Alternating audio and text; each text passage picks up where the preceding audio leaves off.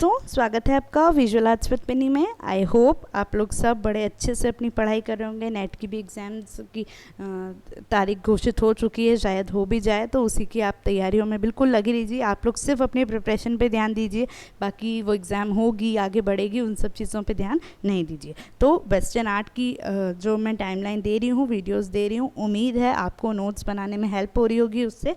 और हम लोग यूनान कला में अगर आप पहले बार देख रहे हैं तो मैं बता दूं, वेस्टर्न आर्ट की टाइमलाइन शुरू कर चुके हैं यूनान का। आज मैं चौथा और अंतिम भाग आप लोग के लिए लेके आई हूं। पहले 3 पार्ट में हम ग्रीक आर्ट बहुत अच्छे से डिस्कस कर चुके हैं। दोस्तों, पहली बार अगर ये वीडियो देख रहे हैं तो प्लीज़ डिस्क्रिप्शन बॉक्स में जाके वो 3 वीडियोस पहले के देखें, उसके बाद के वीडियो देखें, तो आपके लिए वो हेल्पफुल रहेगा। सेकेंडली, प्लीज़ चैनल को सब्सक्राइब करें, बेल आइकन भी प्रेस करें ताकि आने वाले वीडियो की नोटिफिकेशंस आप तक पहुंच सकें। तो हम ज़्यादा टाइम वेस्ट नहीं करते हैं, फटाफट शुरू करते हैं। तो लास्ट वीडियो में देखिए, मैं बता चुकी हूँ आपको, मूर्तियाँ हमने बहुत अच्छे से पढ़ ली है, लेकिन मैं मूर्तिकार के बारे में थोड़ा सा बताना रह गया था, तो पहले वो बनाएंगे और फिर उसके बाद हम अपना चित्रकला शुरू करेंगे। तो जो ग्रीक के मूर्तिकार हैं, तो उसमें फिडियास का नाम बहुत पहले और सबसे पहले लिया जाता है। तो यूनानी कला को महिमा एवं उत्कृष्टता लाने में फिडियास सबसे प्रभावशाली थे। वो उनकी मुख्य 2 कृतियाँ कौन सी थी? रिवाइज कीजिए, लास्ट में बताया मैंने। ओलंपिया में जो है, एक्रोपोलिस में जो एथेना की मूर्ति है, एक तो वो, और दूसरी ओलंपिया में जो ज़्यूस की मूर्ति है, वो उसके लिए वो बहुत फेमस हो चुके थे। पैर्थेनॉन की जो छत पे और उसकी जो तिरछी छतें हैं, उस पर भी काम करने के लिए ये जाने जाते हैं फिडियास। अब पॉलीक्लिटोस, इनका भी काम हम देख चुके हैं। ब्रॉन्ज में काम करते थे ये, 5वीं शताब्दी ईसा पूर्व के थे, ब्रॉन्ज में मोस्टली काम करते थे। और कुछ इंपॉर्टेंस क्या है, जैसे तो डोरीफोरस, डिस्कोफोरस, पॉलीक्लिटोस में जो हीरा की मूर्ति रखी हुई, ये सब इनका मेन काम था।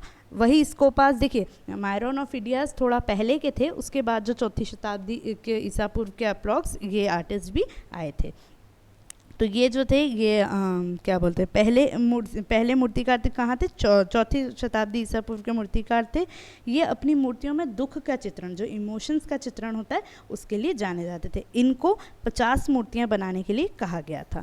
ठीक है। अब होते हैं प्रेक्सिटिलस, इनका भी काम देखा गया है। इनका नाम सुनते ही मुझे तो मेरे दिमाग में, आँखों में बिल्कुल उनकी वही मूर्ति आती है। मैं लास्ट टाइम बता दिया है आपको मैंने, हम्स ने जो छोटा सा इन्फेंट मतलब बच्चा कैरी कर रखा है, वो वाली मूर्ति इन्हें बहुत सुंदर बनाई है। तो वो भी 4वीं शताब्दी ईसा पूर्व के थे। और एक चीज़ इनकी क्या थी कि ये युवाओं का चित्रण के लिए जाने जाते थे। मतलब उनका जो इमोशंस, उनका बॉडी स्टाइल, उनकी हम पर्सनैलिटी कहेंगे, वो बहुत ही प्यारी वो चित्रण करते थे। तो हम्स और शिशु डायोनिस, इनका मेन काम था। एक उन्हें प्रसिद्ध स्थिति है संगमरमर में, उन्हें नाजुक नक्काशी और व्यक्तिगत भावनाओं की अभिव्यक्ति के लिए भी उसका काम अच्छी तरह से जाना जाता है। वो संगमरमर में एक भावनात्मक क्षण की जीवंत मूर्तिकला में आगे बढ़े। वह ग्रीक के अंतिम महान मूर्तिकला माने जाते हैं। ठीक है। फिर आते हैं हम लाइसिपोस। अंतिम महान मतलब कि ऐसा नहीं है कि उनके बाद कोई आर्टिस्ट ही नहीं हो, लेकिन ये महान, इम्पॉर्टेंट, जिनका नाम हम याद करते हैं, तो वो उसमें वो जाने जाते हैं। अब लाइसिपोस, ये भी एक बहुत अच्छे आर्टिस्ट हैं, 14वीं शताब्दी के ही हैं। अंतिम चरण का एक विलक्षण मूर्तिकार था। और जो सिकंदर हैं, अलेक्जेंडर किंग हैं, उनका दरबारी चित्रकार के नाम से ये, मतलब उनने उनको हायर किया था, वो काम भी उनने किया है। ये लिसिपोस था जिन्हें ग्रीक मूर्तिकला के स्थापित अनुपात को संशोधित किया। मीन्स जो आप समझिए कि आज भी हम ड्राइंग करते हैं कुछ भी, तो उसका हम एक प्रोपोर्शन लेते हैं। हमें भी पता है कि अगर हम एक फिगर कंपोज कर रहे हैं तो हेड से वो कितना नाप होगा। सेम चीज़ पुनरुत्थान में भी माइकल एंजेलियो ने दिया है, हमारा बॉडी प्रोपोर्शन। तो वही चीज़ लाइसिपोस ने भी फर्स्ट टाइम ग्रीक में दिया था। वो क्या था कि एक हेड से फुल बॉडी, 8 हेड्स मतलब 8 सिर होती है। ठीक है। और ऑक्सीमेनोस, इनका बहुत अच्छा काम है, मैं पिछली बार नहीं बताया था इसलिए इसमें ऐड कर लिया कि वो शरीर से पसीना सुखाते हुए एक एथलीट की मूर्ति है, ऑक्सीमेनोस बोलते हैं जिसको। ये इनका बहुत इंपॉर्टेंट एक काम है। ठीक। अब आते हैं चित्रकला पे, ठीक है। तो लेकिन उससे पहले मैं चित्रकला के लिए आपको सॉरी कहना चाहूँगी कि मैंने हमेशा आपको विजुअल से पढ़ाया है, चाहे हूँ मतलब कोशिश करी है कि जो काम के बारे में बोल रही हूँ वो आपको दिखा सकूँ, लेकिन पेंटिंग में इसमें आपको मुझे थोड़ा सा माफ़ करना पड़ेगा क्योंकि मुझे ज़्यादा पेंटिंग्स अवेलेबल नहीं हो पाई है। तो थोड़े से बोर तो हो गए आप, लेकिन फिर भी मैं कोशिश करूँगी कि आपकी बोरिंगपन थोड़ा कम कर सकूँ। हम थोड़ा सा एज्यूम ही करेंगे उस काम को कि वो कैसा होगा, ठीक है। तो सीधी सी बात है, मिस्र, मेसोपोटामिया, सीरिया और फिनिशिया आदि पूर्वी देशों का प्रभाव हमें सर्वप्रथम पात्रों के चित्रण में दिखाई देता है। देख लिया है हमने, नो डाउट इसमें, जहाँ अलंकारिक तत्वों की दृष्टि से प्राकृतिक पैटर्न नवीन एवं विचित्र पशु पक्षी अंकित किए गए हैं, किंतु पात्र के संपूर्ण धरातल मतलब बैकग्राउंड पर जहाँ ज्यामितीय मीन्स ज्योमेट्रिक, आप देख चुके हैं कैसे ज्योमेट्रिक फॉर्म्स में अपना वो पात्र का काम होता था, जहाँ ज्यामितीय अभिप्रायों की प्रमुखता रहती थी, वहाँ अब क्या हो गया, वहाँ अब आकृति चित्रण प्रमुख हो गया और चित्रकार दृश्यांकन में विशेष रुचि लेने लगे। धीरे धीरे पौराणिक कथा दृश्य की चित्रित किए जाने लगे, लेकिन युद्ध, आखेट, रथों की पंक्तियां, अन्य पौराणिक गृह प्रचुरता से चित्रित हुई। इसका मतलब क्या है दोस्तों कि अब जहाँ वो लोग क्या करते थे, वो लोग जो एनिमल दिखते थे, आप आदि मानव को फिर याद कीजिए कि क्या करते थे, लकड़ी लेके गेरू से, चूने से, कुछ भी वो 4 लाइन से ही फिगर कंपोज करते, ये सब काम करते थे। फिर धीरे धीरे प्रकृति की चित्रण करने लगे, ज्योमेट्रिक शेप्स बनाने लगे, ये सब हम बता चुकी हूँ मैं आपको ये कहानी। लेकिन फिर क्या हुआ, अब इसमें जो बना रहे हैं वो, अब सोचो आपके जो पात्र है उसी को वो लोग कितना सुंदर, कितनी क्रिएटिविटी आ गई कि उसी में मानव आकृतियाँ बनाने लगे, सब्जेक्ट बनाने लगे, जो पेंटिंग्स का होता था वो दृश्य बनाने लगे, युद्ध बनाने लगे। तो ये कितनी बड़ी बात है। और मानव आकृति भी उस काइंड की नहीं कि सिर्फ 1 2 4 लाइन से अपने फिगर बना दिए, नहीं, वो प्रॉपर फिगर बनाते थे। तो ये काम जो था, ये काम यहाँ पे अब शुरू होने लगा। तो अब हम आते हैं आरंभिक युग में अपने, जो आर्किक पीरियड है, तो 1500 से 480। ये युग की चित्रकला के कोई उदाहरण अवशिष्ट नहीं है। पात्र कला में इसकी रंगीन अनुकृति हुई है, ठीक है, रंगीन अनुकृति मतलब कलरफुल फॉर्म में अब हुई है। 6ठी शताब्दी ईसा पूर्व में तिरछे परिप्रेक्ष्य द्वारा स्थिति लाघव का प्रयत्न आरंभ हुआ। परच्छिद होते हुए भी पीछे की आकृतियाँ स्पष्टता और भिन्नता लिए हुए है। इसको बहुत अच्छे से ध्यान दीजिए आप कि वो परच्छिद होते हुए मतलब वो डोमिनेंट नहीं होते हुए, इन्फीरियर मतलब ज़्यादा उसमें कोई उसका अट्रैक्ट भी नहीं करना है। एक हम कुछ भी कॉम्पोजिशन करते हैं उसका एक रूल है कि जो सब्जेक्ट है, जिस चीज़ को ज़्यादा फोकस हो रहा है ना, और जो चीज़ सपोर्टिव है, जो आपको सपोर्ट कर रहा है, जो आपको बैकग्राउंड प्रोवाइड कर रहा है, तो वो चीज़ में है कि जो बैकग्राउंड प्रोवाइड कर रहा है, जो आपको सपोर्ट भी दे रहा है, वो भी इतने प्रॉपरली अलग अलग दिख रहे हैं, अलग अलग पर्सपेक्टिव से जुड़े हुए हैं। तो वो यहाँ की एक विशेषता थी। आगे देखते हैं तो मध्य 6ठी ईसा पूर्व का एक महत्वपूर्ण चित्रकार यूमारिस था। पुरुषाकृति और नारी की आकृति में जो डिफरेंस क्रिएट करने वाला ये पहला चित्रकार माना जाता है। एक और चीज़, तो 6ठी शताब्दी ईसा पूर्व में किमोन नामक जो चित्रकार थे, उनने स्थिति लाघव और स्थिति लाघव का वो देके और जो पर्सपेक्टिव है, परिप्रेक्ष्य, उसके एक नए द्वार चित्रकला में खोल दिए थे। जो मैं आपको बता चुकी हूँ ऊपर की चीज़ कि वो आकृतियाँ भले वो बैकग्राउंड में है, फिर भी उसको अलग अलग पर्सपेक्टिव से जोड़ के उसको डिफ्रेंशिएट शो किया गया था। तो ये उनकी स्पेशलिटी थी, ठीक है। तो आगे बढ़ते हैं। अब आ गई आपकी पॉट पेंटिंग, है ना। ये देखें क्या है, तो प्राचीन यूनानी कला के अंतिम चरण का विचार एथेंस के पात्रों पर हुई चित्रकारी से आरंभ किया जा सकता है। इस समय काले रंग की आकृतियां वॉलेट टेक्निक का प्रयोग हुआ है। फिर पॉइंट टू बी नोटेड कि क्या होता है ये काले रंग की आकृति। अब बोलेंगे अब ये अलग अलग क्या चीज़ है, तो जिन्हें पकाई मिट्टी के लाल धरातल पर चित्रित किया जाता है। मतलब जो पकाई मिट्टी टेराकोटा उससे बनती है, उसके रेड बैकग्राउंड पे उसको चित्रित किया जाता है। भित्ति चित्र में यद्यपि इसी प्रकार की आकृति का प्रयोग हुआ होगा, मतलब जो वॉल पेंटिंग है उसमें भी इसी प्रकार की आकृति का यूज़ हुआ होगा, तथापि उस समय की रंगी हुई प्रतिमा से भी अनुमान हम कर सकते हैं कि इस तरह से काम यहाँ पे होता था। अब आप बोलेंगे आगे देखते हैं क्या है, तो कब्रों में काम आने वाले पात्रों पर नेसॉस नामक अर्धमानव अर्ध अश्व दैत्य को मारते हुए हेराक्लिस की पौराणिक कथा का अंकन लोकप्रिय है। मतलब इस तरह से आप देखेंगे अब सब्जेक्ट को भी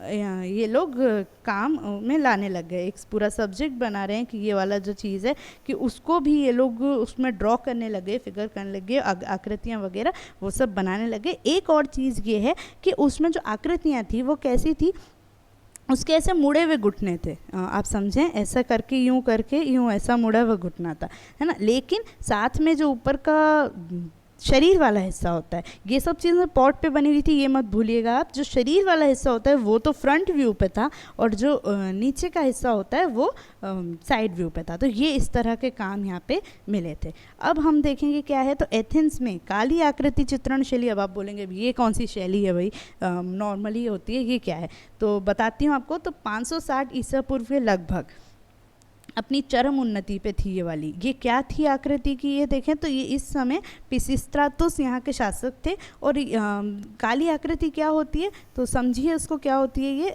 काली आकृति दोस्तों ये होती है कि जब हमारा पकाई मिट्टी का काम था, पकाई मिट्टी का पॉट था, उस पर हमने ब्लैक कलर से पेंटिंग किया, तो वो हो गई हमारी काली आकृति चित्रण, ये जो आपको सामने दिख रही है। लेकिन फिर 6ठी शताब्दी ईसा पूर्व आया, मतलब आगे बढ़े हम, तो फिर क्या हुआ,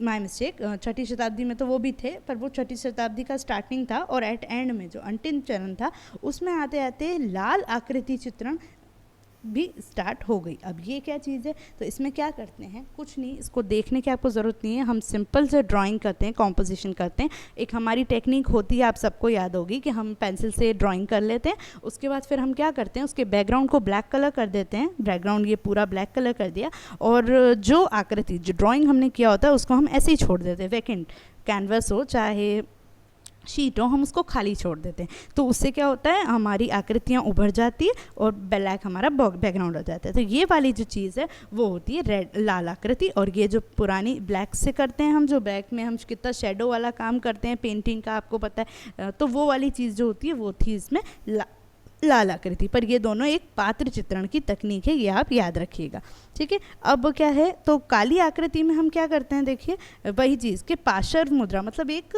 सिर्फ फील देते हैं किसी भी चीज़ को। ऑब्वियसली हम एक पूरा हाथ, फिंगर्स, ये सब अलग अलग ब्लैक में दे पाते हैं कि आप खुद आर्टिस्ट हैं तो आप खुद सोच सकते हैं प्रैक्टिकली कि हम वो नहीं कर पाते। लेकिन यही चीज़ अगर हमारी लाइट में आकृति बनी होती तो हम फुल डिटेल, मतलब पैर, हाथ, उसके लिम्स वगैरह सब कुछ बहुत अच्छे से दे पाते हैं। तो ये दोनों में अंतर होता है।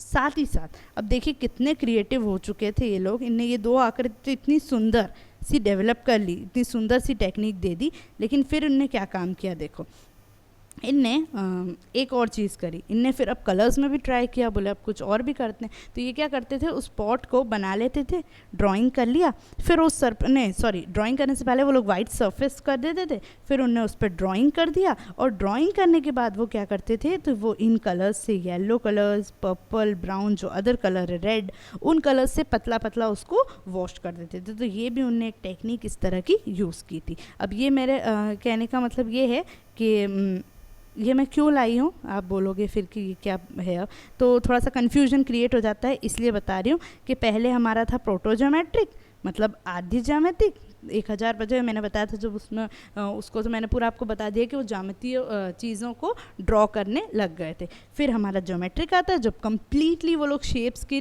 टाइप का ही डिज़ाइंस अपने उसमें दे दिए थे। लेट ज्योमेट्रिक, जो आर्किक, जो प्राचीन का समय होता है वो, उसी के बाद जो है, उसी के बाद ही ऑलमोस्ट साथ साथ ही इस तरह से इनने ब्लैक फिगर टेक्निक किया, और ब्लैक फिगर के बाद जो आया at the end of 6th century red figure technique आ गई। तो ये इस तरह से एक टाइमलाइन अकॉर्डिंग बताया। अब इनके आर्टिस्ट देख लेते हैं, तो एंडेकिडिस, सियाक्स, एपिक्टेलोस, यूफोनेसिस, यूथेमिडिस, पेनेथियस, एक्सिकियास, डियोरिस, मैक्रॉन, हिरोन। अब आपको एक बार बस ये याद रखना है कि ये इस समय के आर्टिस्ट थे, इनने रेड आकृति टेक्निक पे काम किया था। अब आते हैं हम एक्सेकियास पे, तो ये कौन है, तो ये भी एक पात्र निर्माता थे, पात्र रचना और चित्रकारी दोनों में वो निपुण थे। उन्होंने पात्र पर मृतिक संस्कार, अब सोचिए वो मतलब ऐसा मृतिक संस्कार से डेवलप, मतलब एक सब्जेक्ट क्रिएट हो गया कि नहीं हो गया। इस तरह का काम भी वो लोग पात्रों में करते थे। मीन्स कि क्या कैसे कि वीरों का बलिदान है, प्रेम प्रसंग हो गए, इस तरह के सब्जेक्ट डेवलप करके भी वो काम करते थे। ठीक है, तो ये सब आर्टिस्ट ये करते थे। यूफोनियस की बात हो रही है अभी, तो ये एक्सेकियस की। अब आते हैं हम यूफोनियस पे। तो ये कौन थे? तो ये भी 520 से 500 के ईसा पूर्व के कलाकार थे। विशेषतः क्रियाशील थे एथेंस में। उनका स्मरणीय कार्य एक पात्र पर हेराक्लिस तथा एंटायस का युद्ध, मीन्स युद्ध जैसी चीज़ें भी उन्हें चित्रित की थी। यह पहले बड़े पात्रों पे चित्रकारी करते थे, उसके बाद फिर छोटे छोटे प्यालों पे अलंकरण किया करते थे। ठीक है, नेत्रों को प्रिय लगने वाली पृष्ठभूमियाँ और अच्छे कलर, रेखाओं की लय, ये सब इनका काम था। एक और चीज़ इन्हें काम की थी, तो एक्रोपोलिस में जो भित्ति चित्र हुआ है उसमें उनका ये ब्लू बियर्ड पेडिमेंट क्या होता है, तो देखिए वो जो उन्हें भित्ति चित्र का काम किया था तो उन्हें पेडिमेंट्स भी ऑब्वियसली तैयार किए होंगे, तो उस पेडिमेंट का एक हिस्सा मिलता है, वो है ये ब्लू बियर्ड पेडिमेंट। अब आप बोलेंगे कि ये ब्लू बियर्ड पेडिमेंट क्या है, तो दोस्तों ये पेडिमेंट ये होता है कि जो वही शीर्षाग्र है, शीर्षाग्र का एक पार्ट है। इस पार्ट में अब आप में ये मैंने देख रखा है पर अभी मैं फ़ोटो नहीं ला पाई। तो ब्लू बियर्ड इट मीन्स कि 3 मैन के फ़ोटोज़ रहते हैं, वो बियर्ड फॉर्म में, मतलब उनका दाढ़ी वगैरह के रहते हैं, तो वो उस चीज़ से उनने उसके विषय को ये नाम दिया है। तो ठीक है, ये चीज़ ये थी। अब हम आते हैं शास्त्रीय युग, क्लासिकल पीरियड। तो दोस्तों हम ये बोलेंगे कि इसमें एक संप्रदाय चलते थे हर जगह, at a time, same time भी अलग अलग जगह संप्रदाय होने लगे, तो बस वही काम था। तो एक सबसे पहला संप्रदाय देखते हैं, तो प्राचीन एटिक संप्रदाय था किस जगह, तो देखें यहाँ पे क्या होता था, यहाँ के कौन आर्टिस्ट थे। अब इसमें हम आर्टिस्ट अभी देख लेंगे, मतलब पहले ही देख लेंगे ताकि हम अलग से नहीं दे पाएँ, क्योंकि ज़्यादा कुछ है ही नहीं इसमें इतना, तो इसलिए मैंने एक ही साथ सब किया है। तो सम्राट पेरेक्सिलिस का समय था, ये देखिए का समय था। 5वीं शताब्दी ईसा पूर्व के चित्रकारों की कोई भी कृति अवशिष्ट नहीं है। फारसी युग के पश्चात पॉलीग्नेटोस, इनका नाम पहले ही सुन चुके हो आप, एक प्रसिद्ध चित्रकार हुए। वह एम्प्लोफोन के शिष्य थे, याद रखिए एम्प्लोफोन जो है वो इनके टीचर थे। ठीक है, साथ ही साथ इन्हें डेल्फी में जनता के अतिथि के रूप में भी जाना गया। और एक चीज़ और जो आपको, इनका टाइम जो था ये फिडियास किमोन इनके आसपास का टाइम इन्हें रहा है, इन्हें इनके साथ काम भी किया है। और एक बहुत इंपॉर्टेंट चीज़ कि इन्हें यूनानी चित्रकला का जन्मदाता कहा जाता था, फादर ऑफ ग्रीक पेंटिंग। कौन? पॉलीग्नेटोस। ठीक है, तो इस युग में पॉलीग्नेटोस ने बाहरी द्वार के ऊपर त्राय का फेरा, हेड्स में ऑडिडास की यात्राएं, लुकोपिदी का अपहरण तथा स्काइरोस द्वीप में एक्लिस आदि चित्र बनाए। पॉलीग्नेटोस ने मानवीकृत का गंभीर अध्ययन किया था तथा शरीर शास्त्र और वस्त्र विन्यास, शरीर शास्त्र सब समझते हैं, मीन्स के उसका बॉडी फिगर, उनका एनाटॉमी, इन सब चीज़ों को बहुत डिटेल स्टडी किया था। साथ ही साथ अगर वो कुछ वस्त्र लगा रहे हैं तो उसमें भी वस्त्र विन्यास, मतलब कि वस्त्रों का सल, सिकुड़न, डार्क शेड क्या आ रहा है, वो सब चीज़ उन्होंने बहुत अच्छे से क्रिएट किया था, उसको बहुत डिटेल में पढ़ा था। कुछ लोग कहते हैं ऐसा कि उन्हें रेखात्मक, मतलब सिर्फ लाइन फॉर्म में काम किया, लेकिन कुछ ऐसा भी कहते हैं कि नहीं, ये सब लाने के लिए, लाइट शेड लाने के लिए उन्हें डार्क शेड का भी यूज़ किया है, सिर्फ रेखाओं से उन्हें काम नहीं किया है। ठीक, तो अब हम वही शास्त्रीय उसका उत्कृष्ट आ गया, पहले आरंभिक था। तो देखते हैं इसमें क्या हुआ था। तो यूनान के प्राचीन विचारक रंगीन रेखाचित्र एवं रंजन कला में भेद मानते थे। That means colourful drawing with colours and painting, उसमें डिफरेंस मानते थे। और क्या बोलते थे कि 420 ईसा पूर्व के आसपास इसका जो है चित्रकला का आरंभ हुआ था। अब इसमें ज़्यादा कुछ नहीं है, हम आर्टिस्ट को ही देखते हैं। तो एपोलोडोरस एक आर्टिस्ट थे, तो उनका देखते हैं हम क्या है। तो इस समय एपोलोडोरस चित्रकार ने सर्वप्रथम छाया प्रकाश, मंस वही डार्क और लाइट का प्रयोग करके आकृति में गणनशीलता का इफेक्ट प्रोड्यूस किया था। इसके साथ चित्रगत विस्तार को भी सफलता से पेश करने लगा। शरीरांगों तथा वस्त्रों की सिकुड़न में रंगों के द्वारा छाया प्रकाश और उभार लाने का प्रयत्न दिखाई देता है। रेखीय परिप्रेक्ष्य के अंकन को भी चेष्टा है। रेखीय परिप्रेक्ष्य मतलब लीनियर पर्सपेक्टिव को भी उनने चेष्टा की है। मतलब ये, अब मैंने तो आपको बोला ही था ग्रीक में आप पर्सपेक्टिव आप याद ही रखें, बहुतों ने सबने काम किया है। अब 5वीं शती ईसा पूर्व के अंतिम तथा आरंभिक 4थी ईसा पूर्व के समय के ये आरंभिक दिनों में ये कलाकार आए थे। कौन? एगेथेरकस।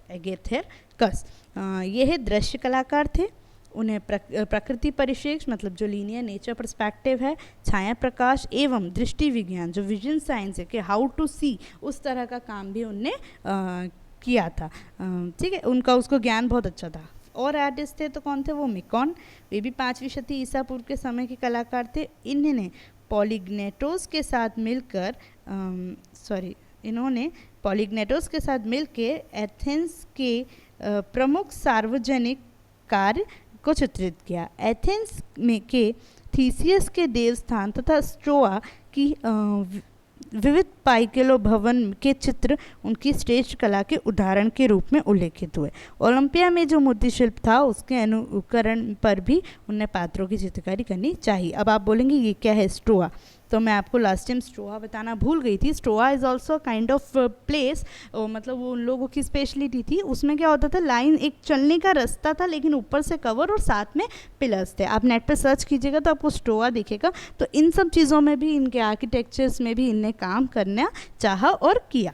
ठीक, फिर क्या आया? तो 6ठी शताब्दी ईसा पूर्व का एक अन्य चित्रकार कीमोन मैं आपको बता रही हूँ, स्थिति लाघव याद रखना। तो वो जो थे वो कोरिंथ में रहते थे। उनकी आकृति को एक साथ विभिन्न परिप्रेक्ष्य में अंकित किया।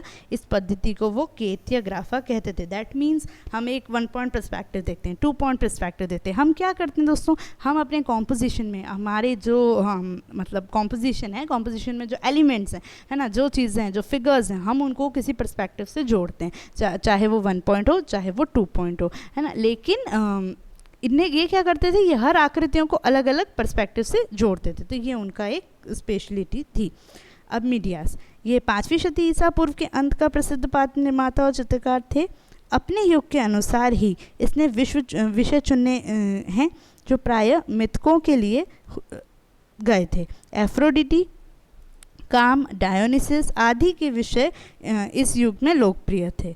इनका एक प्रसिद्ध चित्र एटिक जल पात्र के नाम से विख्यात है। एटिक जल पात्र समझिए आप, ये है, इसको कहते हैं हाइड्रिया। क्या बोलते हैं? हाइड्रिया। कैसे? तो हाइड्रिया ये कहते हैं क्यों? क्योंकि इनका एक आप वो देखिए ना, ये इस काइंड का है, यहाँ 2 हैंडल्स लगे हैं और इस प्रकार का। तो इनका यही है एटिक जलपात्र, मतलब एटिक हाइड्रिया फेमस है, जिसमें 2 पार्ट में पेंटिंग किया गया है। ठीक है, तो यही चीज़ बताया है इनने। 2 पार्ट में पेंटिंग किया गया है। हेराक्लिस बैठे हुए हैं और कस्टर और पॉलिक्स द्वारा ल्योकप्रिय की पुत्रिकाओं का हरण किया गया है। ये इस तरह का सब्जेक्ट इसमें बना गया है। मीडियास परवर्ती युग, मतलब जो लेट पीरियड है कि पॉलीग्नेटोस की परंपरा का चित्रण करने लगा। उसने एफ्रोडिटी के साथ काम अथवा एडोनिस के कथानक की कई दृश्य एक साथ चित्रित रहते थे। अब निकियास कौन है? तो यह निकोमेडिस का पुत्र तथा चतुर्शती ईसा पूर्व के उत्तरार्ध के अथेनियन चित्रकार थे। अनुमान किया गया है कि प्रेक्सिटैलिस अपनी प्रतिमाओं को रंगने का कार्य इनसे कराते थे। इन्होंने दीवार पर मोम से चित्र बनाने की टेक्निक में कार्य किया। मतलब मैंने आपको बताया, दीवार में मोम यूज़ करके, कलर्स यूज़ करके और उन्हें काम करने की टेक्निक किया। साथ ही नारी आकृति के अंकन में भी ये विशेष कुशल थे। पशु चित्रकार थे। इसकी कलाओं का विषय प्राय डायोनिसिस, धाने, एडोमोनिस, निकिया, सिंह पर अरुण नेत्री एवं सिकंदर आदि से संबंधित थे। शास्त्रीय युग के दृश्य चित्रण में वातावरणीय प्रभावों के अतिरिक्त आकृतियों के भाग्य की नियति के भी संकेत मिलते हैं। एक पात्र पर सागर में डूबती हुई रात्रि तथा ज्यूस के द्वारा निःसृत दिन के प्रकाश की प्रथम किरण है से हेत प्रभु दैत्य चित्रित किए गए हैं। ठीक, तो ये एक उसका सब्जेक्ट ही है, आप याद रखिए। यूरोपियन पुनरुत्थान कला 15वीं से 16वीं सदी जो हम देखेंगे, बहुत अच्छे से पढ़ेंगे, तो उसमें जो एक 1 पॉइंट पर्सपेक्टिव, मतलब कि जो चित्रकार एपोलोडोरस आदि का ग्रीक परिप्रेक्ष्य भिन्न था। मतलब 1 पॉइंट पर्सपेक्टिव से जो एपोलोडोरस का पर्सपेक्टिव था वो डिफरेंट था। उसने वस्तुओं के ढांचे को गतिशील रूप में देखा गया, मतलब जो एक चीज़ें हैं उसको एक उनने स्पीड फॉर्म में देखा, उसके अनुसार अंकित किया, परंतु चित्र की संपूर्ण व्यवस्था को किसी एक ही बिंदु पर नहीं देखा। उनने क्या किया, वन पॉइंट पर्सपेक्टिव में हम क्या करते हैं, हम अपने जो भी चित्र है उसको हर किसी को एक पॉइंट से जोड़ देते हैं, है ना। एवरी एलिमेंट्स को हम एक पॉइंट से वन पॉइंट पर्सपेक्टिव से देखते हैं, लेकिन उनका मतलब ये नहीं था। वो क्या करते थे, वो अलग अलग आकृतियों को अलग अलग पर्सपेक्टिव से जोड़ते थे। उसका एक ये भी मानना था, क्योंकि उनको ऐसा कहना था कि वहाँ के जो गॉड्स हैं वो ये भी मानते थे कि वो किसी भी वातावरण से बंधे हुए नहीं हैं, ये लोग फ्री हैं, स्वतंत्र हैं। तो वही चीज़ों के लिए उनका ड्राइंग का काम हुआ। उनने मतलब अपना पर्सपेक्टिव भी इसी फॉर्म में बनाया। आगे, अब तक यूनान में एथेंस ही चित्रकला का केंद्र थे, किंतु इसी समय अन्य जगहों पर नए नए संप्रदाय, सेम सिविलाइजेशन डेवलप होने लगी।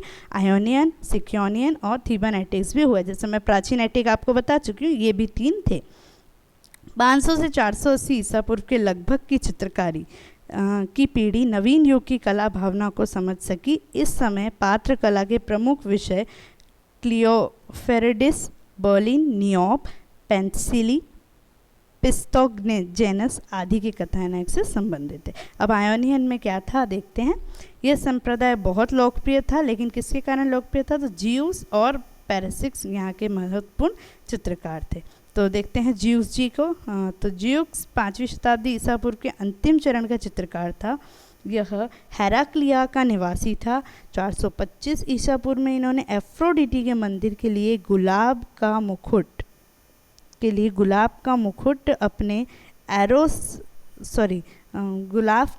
अपने मुकुट पहने एरोस को चित्रित किया गया था। ये बहुत इम्पॉर्टेंट है इनका ये इनका पहला काम भी माना जाता है। और साथ ही साथ उनका एक लास्ट पेंटिंग था, बुढ़िया की आकृति थी, जिसमें वो देखकर खुद ही इतना हंसे थे। तो ऐसा माना जाता है कि वो देखकर उसको इतना हंसे थे कि उनकी डेथ हो गई थी, उनकी मृत्यु हो गई थी। तो ये एक उनमें मतलब ये बहुत पुराना प्राचीन इशू है। और इस पे पेंटिंग कितना पुनरुत्थान के कलाकारों ने इस टॉपिक को लेके भी काम किया। तो आप देखिएगा, तो ये उनने एक ऐसा लास्ट अपना ये पेंटिंग बनाया था। साथ ही साथ उनके और भी पेंटिंग्स हैं। तो इनका सर्वाधिक प्रसिद्ध चित्र हेलेन का था। हेलेन का एक चित्र था, वो चित्र तो नहीं ला पाई हूँ, लेकिन आप देखिए उसके लिए उन्होंने क्या किया था कि क्रीटोन की जो 5 सुंदर युवतियाँ हैं उनको उनने मॉडल बनाया था और उसमें जोड़ जोड़ के उनने वो चित्र तैयार किया था। तो ये बहुत फेमस जाना जाता है, ये आप फोटो में देखें। साथ ही इनके द्वारा एक प्रसिद्ध चित्र संतौर परिवार का भी था। इन्होंने एल्कमीन, ज्यूस तथा शिशु हेराक्लिस आदि के भी चित्र बनाए। पान नामक कृषि और संगीत के देवता का एक विशिष्ट साम्राज्य को भी भेंट किया। ठीक है, कहा जाता है कि इसने छाया प्रकाश का एक विधि भी विकसित कर ली थी, किंतु वह शरीर के अंगों की रचना पर विशेष ध्यान देता था, इसलिए उन्हें कभी कभी सिर और अवयवों के जोड़ बड़े आकार के और अनुपातहीनता हो जाती थी। आगे, पैरासियस नामक एक अन्य कलाकार इसका प्रतिद्वंदी था, मतलब उनका कॉम्पिटिटर थे। उनने भी यथार्थवाद पे बहुत विकास किया। चतुर्शती ईसा पूर्व के मध्य यहाँ एक अच्छा चित्रकार किडियास हुआ था, जो आकृति के अंधकार वाले भागों के लिए जली हुई मिट्टी, किडियास ने क्या चीज़ की थी, तो जली हुई मिट्टी का प्रयोग करने लगे थे। साथ ही एक चित्रकार एफिसिस था, जो 420 से 400 ईसा पूर्व में कार्यरत थे। यह प्राकृतिक वस्तुओं की त्रुटिहीन आकृति तथा एटिक सौंदर्य के परिपूर्ण आकृति बनाने में अत्यंत निपुण थे। इसने प्रकृति माता, मतलब जो मदर गॉड होती है, उसमें एक डायना की मूर्ति बनाई थी। ठीक, अब आते हैं पैरासियस। जियूक्सिस को पढ़ लिया, पैरासियस देखते हैं। तो इनका जन्म एफिसोस में हुआ था। इन्हें 415 ईसा पूर्व के लगभग आयोनियन प्रजातंत्र को मानवकृति के रूप में अंकित किया था, उसने विरोधी मनोभाव, मतलब जो नेगेटिव थॉट्स होते हैं, उसको व्यक्त किया था। 428 ईसा पूर्व में लिखी गई हिप्पिलोसिस शीर्षक त्रासदी में पैरासियस की एक श्रृंगारित चित्र का उल्लेख किया गया। इसने अन्य चित्रों की भी रचना की, जिसमें पुरुषाकृति में स्त्रैणता दिखाई गई थी। आर्किग्लोस का व्यक्ति चित्र तथा प्रेम में डूबी फेद्रा इनकी अन्य कृतियां हैं। ठीक, ये थे हमारे पैरासिस। उनके अन्य चित्र हैं एपिक्लेस की तलवार के मोर्चे से टेलीफोस का उपचार, कास्टर तथा पॉलिथ्यूजिस के मध्य एनिकास शिशु सहित थर्सियन नरसें सेवक सहित पुजारी अथवा हैपोलाइट के 2 चित्र। पैरासिस के चित्र के विषय में लिखा गया है कि अनुपातों मतलब वही प्रोपोर्शन, मुख्याकृति के भाव, केश विन्यास, मुख्य विचार के सौंदर्य आदि पर वो विशेष ध्यान दिए थे। अब आते हैं हम सिक्योनियन स्कूल क्या है। तो ये कोरिन्थ और सिक्योन में स्थित थे। देखिए जब तक पॉलीग्नेटोस थे तो पॉलीग्नेटोस के कारण एथेंस एटिक जो है वो मेन केंद्र हो गया था, लेकिन उसके बाद फिर इनकी भी विकास हुआ और ये भी एक सेंटर बन गए। ठीक। मृतिक संस्कार संबंध बड़े आकार के पात्र, लघु आकार के चमकीले पात्र पर पशु, भयंकर जीवन, हेराक्लिस तथा सेंटोर का युद्ध, हेलेन का अपहरण, महाकाव्य के कथानायक, सिंह तथा शूकर आखेट की दृश्य अंकित हैं। इस युग में घटनाओं के वर्णन से संबंधित जो सूत्र बने इन्हीं का आगे चलकर एटिका के कलाकारों ने भी अनुसरण किया था। अब आते हैं हम सिक्योन के कलाकारों में यूपोम्पस मेन थे। यह चतुर्शती ईसा पूर्व के आरंभ में कार्यरत थे और सिक्योनियन संप्रदाय का संस्थापक भी थे। इस युग में मणिकुट्टिकम के अलंकरण वाले अंश में परस्पर साक्ष्य रूप से उलझे हुए वृत्ताकार डिजाइन एक विशाल आकार में पुष्प वहत आकर्षक हैं। यूपोम्पस द्वारा अंकित खजूर की शाखा लिए विजयमल की एक आकृति का भी उल्लेख है। यूपोम्पस ने मणिकुट्टिकम मीन जो मोसाइक होते हैं उसमें काम किया है और इस तरह के ये उनके काम भी थे। पंपोलियस इसका एक अच्छा शिष्य था, इनके स्टूडेंट थे जिसने चित्रकला की शिक्षण विधि ध्यान दिया और एक कला एकेडमी भी खोल दी थी। और उसी के चित्र कौन थे? पोसियास और एपेलिस, वहाँ पे उनके मेन चित्र थे। एपेलिस को हम आगे हेलेनिस्टिक पीरियड में देखने वाले हैं, तो वही चीज़ मैं आपको बोल रही हूँ कि ये इनके शिष्य थे। इस शिष्य का अंतिम कलाकार ने इस पीरियड का लास्ट आर्टिस्ट था तिथानमिस। इनकी एक प्रसिद्ध कृति है एफिजोनिया का बलिदान, ये ही कृति है, ये दिया गया है, ये उनकी एक प्रसिद्ध कलाकृति है। अब आते हैं हम थीबन एटिक संप्रदाय। ये एक चौथा मुख्य संप्रदाय था इसी का यूनानी चित्रकला का, जिसका प्रमुख आचार्य कौन था? निकोमकस। 360 ईसा पूर्व के लगभग हुआ। इसका शिष्य एरिस्टिडीज करुण दृश्यों का चितेरा था, मीन्स इमोशंस, वही उसका चितेरा था। इस समय के सिकंदर और डोरिस का युद्ध दर्शाने की एक यूनानी भित्ति चित्र की रोमन आकृति भी मिली है। यह भी मोसाइक में है। मोसाइक में भी कैसा है? तो मोसाइक में इसमें 3 कृत आकृति की गतिशीलता, नाटकीय और दूरी के चित्रण सभी कुछ विकसित है कि देखकर आश्चर्य होता है। और दूसरी बात ये पे है तो ये पोम्पई प्लेस पे स्थित है। एरिस्टोलस और निफेफेंसी चतुर्शती ईसा पूर्व की दीवार पर माँ के चित्रण की विधि को श्रेष्ठ आचार्य हुए, मतलब इनने काम किया। इनकी प्रसिद्ध कृतियाँ हैं रोम का बलिदान, गजरे गूजती, मालिन तथा Eros. Hellenistic period, last period हमारा। हेलेनिस्टिक चित्रकला के महान आचार्यों में एपेलिस का नाम मैं बता चुकी हूँ, उनके जो स्टूडेंट थे उनका नाम बहुत महत्वपूर्ण है। यह पिथियास का पुत्र और टेक्यूओसोस नामक चित्रकार के भाई थे। यह कोलोफोन में जन्मे थे तथापि एफेसोस में भी रहे थे। दूसरा क्या देखते हैं, यह हेलेनिस्टिक युग का आरंभिक चित्रकार था। उसने शिक्षा एफेसोस और सिक्योन में हुई, बता दिया है आपको पहले, उसी स्कूल में हुई है। अपनी शिक्षा प्राप्त करके वह सिकंदर के दरबारी चित्रकार बन गए थे और उनके प्रमुख चित्र परस्यूस था। इसका प्रमुख चित्र निम्नलिखित हैं। एफ्रोडिटी एनादियोमीन, कुमारियों में घिरे आर्टेमिस, हेराक्लिस एक नग्न वीर पुरुष अथवा नायक, चारिस भाग्य के देवी ताइकी, कोलामी पुरोहित का जुलूस, फिलिप का व्यक्ति चित्र, विजय सिकंदरी, ये सब इनके काम थे। अब एपेलिस ने सिकंदर के मित्रों अन्य राजाओं अधिकारों का भी अनेक व्यक्ति चित्र बनाए, मीन्स पोर्ट्रेट वगैरह वो बनाए। एपेलिस अपने शिक्षकों अथवा सिक्योनियन स्कूलों की गणितीय अनुपातों को नहीं मानते थे, मीन्स जो उनका ज्योमेट्रिक प्रोपोर्शन, मैथमेटिकल प्रोपोर्शन थे वो उनको नहीं मानते थे। अपने मन की सहज भावनाओं के अनुरूप ही शारीरिक अनुपातों का निर्धारण किया, जो उनके दिमाग में हो उस तरह से उन्होंने उसको प्रोपोर्शन का निर्धारण किया। आकृतियों को लुभाने वाली व्यवस्था तथा व्यक्ति चित्रण की कुशलता थी। उन्हीं गुणों के कारण उनकी तुलना रफेल से की गई। समुद्र के प्रकट हुई अफ्रोडिटी का चित्र उनका मेन चित्र, उसमें मतलब इतना अच्छा काम किया था।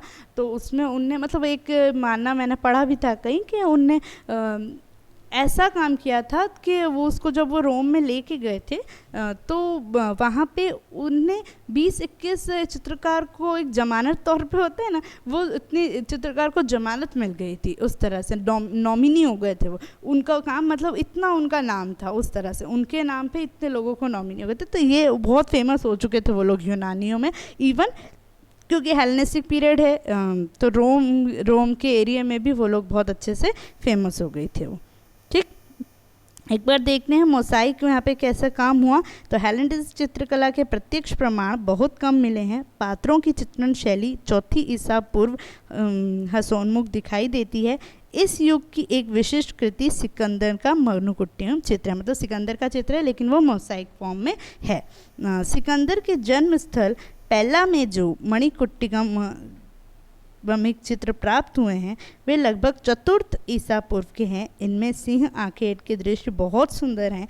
ये चित्र प्राकृतिक आकृति के छोटे छोटे रंगीन पत्थरों के टुकड़े से बनाए गए हैं। अब देखिए मोसाइक में जनरली वो जो ग्लास के ही होते हैं, लेकिन ये भी मोसाइक का काम इनने छोटे छोटे पत्थरों से और मतलब जैसे बाइजेंटाइन में जिस तरह से ग्लास के फॉर्म्स में होता है, ये इनने पत्थरों से काम इसमें किया था। नेपल्स की खड़ी तथा पोम्पई के रोमन ग्रहों में जो भित्ति चित्र अंकित किए गए थे वे ही इस कला के उपलब्ध प्रमाण है। अब एक बार मैं बताती हूँ, फिर से आप लोग रिवाइज कर लीजिए। स्कल्पचर हमारे कौन कौन मैंने बताया था, एरिस्टोन, पाइथागोरस, ये एकदम आरंभिक चित्रकार थे, मायरन, पॉलीक्लिटोस, फिडस, प्रैक्सिटिलिस, अलेक्जेंड्रोस, पाइथोक्रेटस, स्कोपास, लाइसिपस, ये हमारे मूर्तिकार थे जिसको हम बहुत अच्छे से पढ़े हैं। आप याद रखें प्लीज़ कि ये हमारे ग्रीक यूनान के समय के आर्टिस्ट हैं। बहुत बार एक सीक्वेंस अरेंज वाले काम आते हैं, मैच द कॉलम आते हैं, तो इसमें आपको उनका नाम तो एटलीस्ट याद रखने ज़रूरी है।